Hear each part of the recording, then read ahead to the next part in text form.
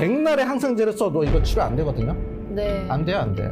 가래 있으신 분들 꼭 이 방송 주목해 주시면 너무 좋겠습니다. 호흡기내과의 대가 고온숨결내과 진성림 원장님과 함께하는 실시간 라이브 방송입니다. 선생님 안녕하세요. 네, 안녕하세요. 호흡기 내과로 찾아오시는 많은 환자분들이 굉장히 힘들어하는 증상이 대표적인 게 세 가지가 있습니다. 하나는 기침이고요. 하나는 숨찬 거.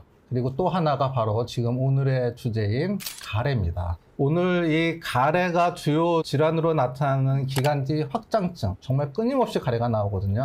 가래를 도대체 어떻게 해결을 해야 되는지 표준적인 치료와 특별한 치료에 대해서 말씀드리고, 자, 이 기관지 확장증은요, 이게 급성이 아니라 만성입니다. 만성. 근데 이 기관지 확장증 환자분들의 가래는 너무너무 심하고 상상 초월입니다. 거의 가래 때문에 숨을 못 쉬기 때문에 삶의 질이 너무너무 떨어져요. 각종 호흡기 감염의 위험성이 굉장히 높아집니다. 기관지 확장증은 충분히 치료를 하실 수 있고, 또 가래도 엄청나게 심한 가래도 잘 조절할 수가 있습니다. 이게 그냥 우리 뭐 감기 걸렸을 때 나오는 뭐 흰색 가래, 약간 끈적끈적한 이런 정도가 아니라 완전히 이게 화농성. 화농성이라는 건 뭐냐면 고름처럼 돼 있다. 샛노랗고 막 회색빛이고 막 농도도 네, 농도도 짙고. 네. 그게 이제 바로 점액농성. 또 가래가 꽉 차 있으니까 이게 자꾸 가래를 뱉으려고 기침을 자꾸 하게 되죠.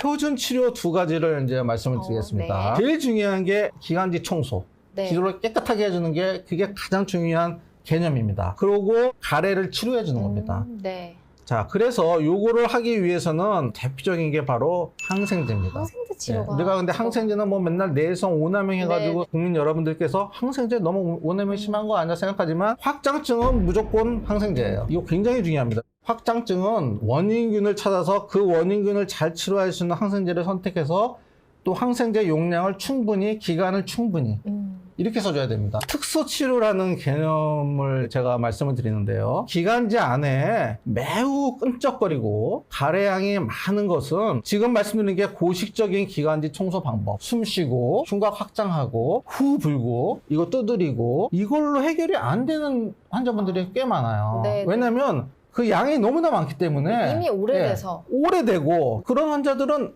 이거를 해도 이 효과가 없어요. 나오지가 않아요. 나올 수가 없어요. 기한이 내시경으로만 네. 해야 돼요. 방법이 없어요.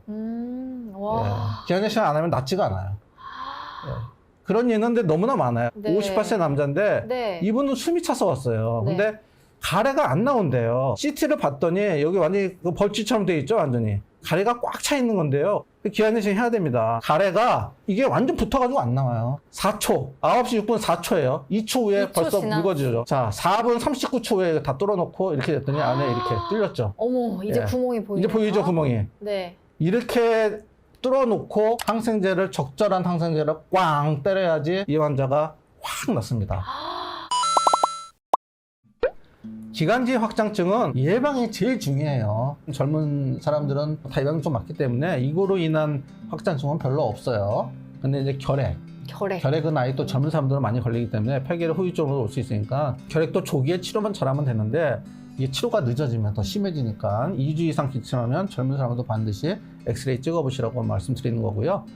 기관지 확장증은 무조건 청결이다. 이게 기관지 청결, 그 다음에 적절한 항생제. 여기 나왔죠. 심한 가래는 이거는 기관지 내시경 시술을 통해서 세척을 한 다음에 치료를 해야 된다.